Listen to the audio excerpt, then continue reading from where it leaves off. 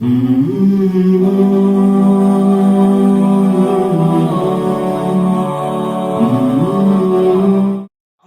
نے یہ دلیل دی, میں نے کہا یار نماز جنازہ کے بعد دعا ثابت نہیں ہے, تو وہ جواب میں کہنے لگے کہ کہاں لکھا ہوا ہے کہ ثابت نہیں ہے.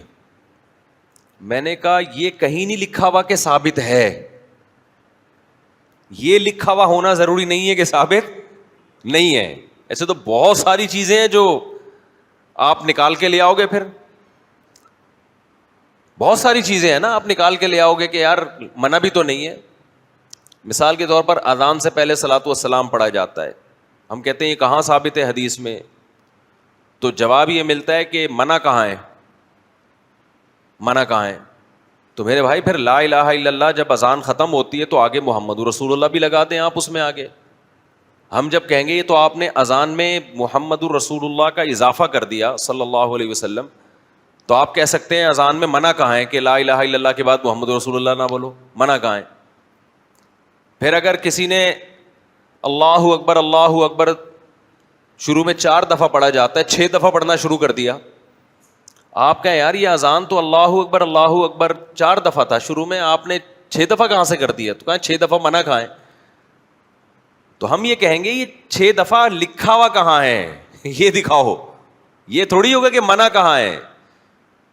اسلام تو مکمل ہو چکا نا, جتنا ہم تک پہنچا ہے اتنا ہم مانیں گے, اس میں اپنی طرف سے ایڈیشن ہم نہیں کریں گے.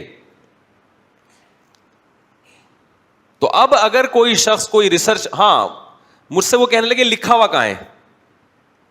جب میں نے یہ مثال دی نا, میں نے کہا جب کوئی چیز ہوتی ہے تو اس کے ہونے کا ثبوت پیش کیا جاتا ہے, نہ ہونے کا ثبوت پیش نہیں کیا جاتا.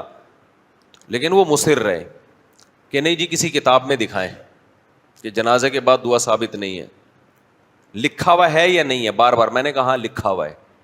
کہہ رہے کہاں لکھا ہوا, میں نے کہا میں نے ابھی لکھا ہے گھر جا کے, یا نہیں لکھا تو گھر لے جا کے لکھ دوں گا, آپ کو دکھا دوں گا, دیکھو یہ کیا ہے لکھا ہوا ہے.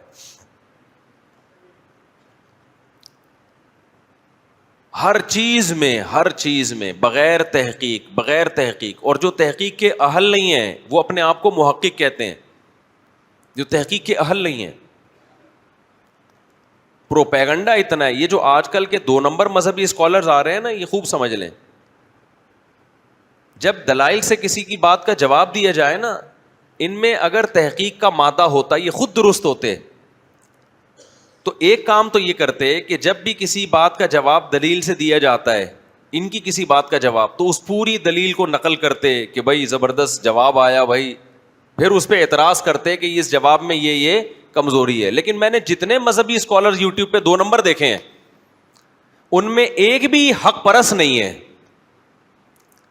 جب ان کی تحقیق کے خلاف تحقیق پیش کی جاتی ہے نا, وہ اس تحقیق کو پبلک کے سامنے لاتا ہی نہیں ہے. اس کا مطلب وہ اپنا نظریہ تھوپنے پہ لگے ہوئے ہیں, وہ خود تحقیق نہ کرنا چاہتے ہیں, نہ لوگوں کو سیدھا راستہ دکھانا چاہتے ہیں. ورنہ بتاتے نا کہ یار زبردست بات سامنے آ گئی, تو میرا تو نظریہ غلط ثابت ہو گیا, تو میں تو چونکہ حق کا متلاشی ہوں, لہذا یہ دیکھو یہ زبردست بات میرے سامنے آ گئی ہے. لیکن جتنے 2 نمبر مذہبی اسکالرز ہیں جن کا علماء سے لنک نہیں ہے, وہ سب میں یہ چیز آپ کو کامن نظر آئے گی کہ جب ان کی بات کا جواب دیا جائے وہ اس کو غائب کر دیتے ہیں, پی جاتے ہیں. اس کا مطلب وہ تحقیق نہیں کرنا چاہتے. ہم دارالعلوم کورنگی میں تھے, میرا متعدد مرتبہ دارالعلوم کورنگی میں بڑے علماء کی جوتیوں میں بیٹھنے کا ہمیں موقع ملا مجلس تحقیق میں.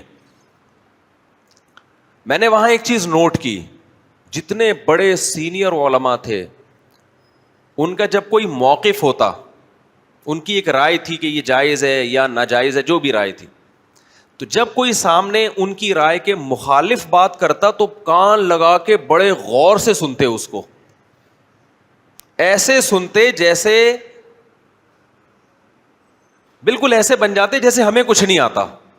اور اتنے غور سے اس لیے سنتے تاکہ ہو سکتا ہے بھائی سامنے والا کوئی ایسی دلیل پیش کر رہا ہو جس پر ابھی تک ہماری توجہ نہ گئی ہو.